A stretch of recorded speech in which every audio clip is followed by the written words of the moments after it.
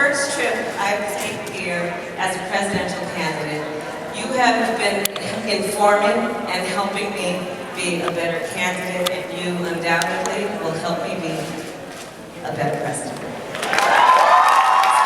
Thank you. In fact, one of the first meetings I had was a meeting with a group of teachers here.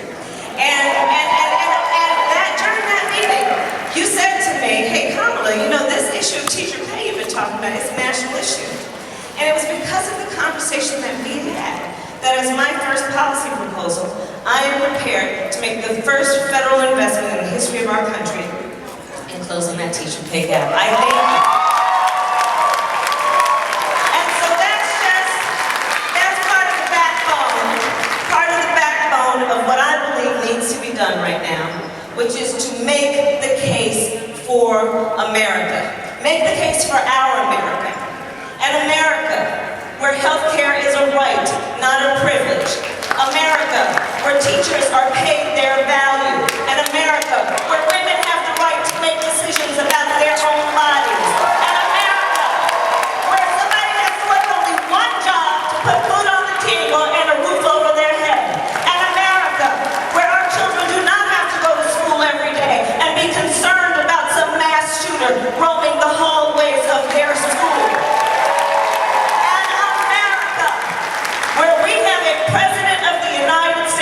Who knows it is a sign of strength not to beat people down, but to lift people up.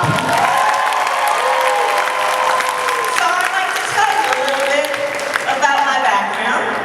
So I was raised as a child, as a daughter of the Civil Rights Movement. My parents met when they were active in that movement. My sister and I joked that we grew up surrounded by a bunch of adults who spent full-time marching in shadows. In fact, our mother was all of 5 feet tall, but if you had ever met her, you would have thought she was 7 feet tall. And my mother was the kind of person who, if you ever came home complaining about something, the first thing she'd do, she might put a hand on her hip, she'd look at you and she'd say, so what are you going to do about it? So I decided to run for president of the United States. So to tell you about my background is I've been a career as a prosecutor. And prey on the most vulnerable, murderers and rapists. I prosecuted banks.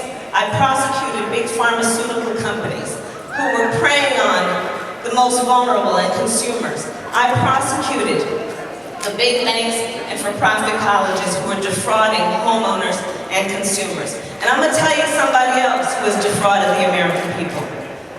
Donald Trump.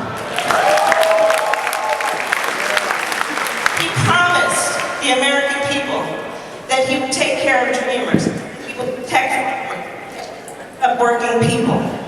But what did we get instead? We got a president of the United States who made a whole lot of promises and betrayed the American people. What did we get? A lot of broken promises. So we need to prosecute the case. And I want to tell you, there's a rap sheet full of evidence to make the case. Let's look at what happened. He promised health care, and then he tried to rip health care away from millions of people. What's that called? Health care fraud. He said he was for working people, then he passed a tax bill benefiting the top 1% and the biggest corporations in this country. That's tax fraud. He believes the president of Russia and a North Korean dictator over the word of the American intelligence community. Securities fraud. And then he claims to be the best president we've seen in a generation. Well, I say let's call Barack Obama, because that's identity fraud.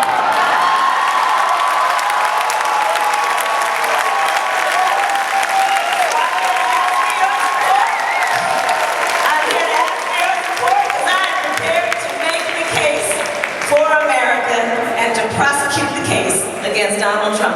Thank you, Iowa.